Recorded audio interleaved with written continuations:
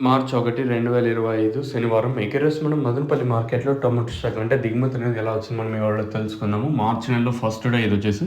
So, next month ఒక 5 ఇంకా 10వ తేదీన ఇంకా ఎగ్జాక్ట్‌గా డేట్ అయితే కన్ఫర్మ్ కాలేదు గానీ ఆంగ్ల మార్కెట్ కూడా స్టార్ట్ అయిపోతది.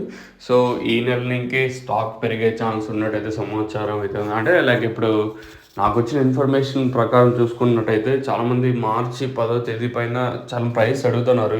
ఎలా అంటే మనకి 2 ఎకరాలు ఉన్నాయి, 3 ఎకరాలు ఉన్నాయి, 1 ఎకరా ఉందని చాలామంది అడుగుతున్నారు. సో, ఈ నెల ఇంకా స్టాక్ అయితే ఇంకా పెరిగే ఛాన్స్ ఉంటుందా? ఎట్లా చూడాలి? ఇంకా మొదటి రోజే కదా నెల వచ్చేసి. సో, ప్రస్తుతానికి స్టాక్ అనేది ఏ విధంగా వచ్చిందో తెలుసుకుందాము. ముందుగా స్టార్టింగ్ మండీ లైన్‌లో మాట్లాడుకుంటే స్టార్టింగ్ మండీ లైన్‌లో బాగానే వస్తున్నాయి. ఒక మండీకి దాదాపుగా ఒక 2000+ బాక్సెస్ పైనే వస్తున్నాయి. ఆ తర్వాత ఇంకా 2, 3 మండీలకి ఇప్పుడేదో మండీల పేర్లు మెన్షన్ చేయకూడదు. రోజుకో ట్విస్టులు ఉంటాయండి మదనపల్లి మార్కెట్‌లో. ఇది కొత్తగా ఏమీ లేదు. ఎప్పుడో అప్పుడప్పుడు ఒకసారి వదులుతూ ఉంటారు. రోజుకో ట్విస్టులు అనేది ఉంటాయి. సో, అందుకే మండీ పేరు ఈరోజు ఒక 2, 3 రోజులు ఆగిన తర్వాత మనం మెన్షన్ చేద్దాము.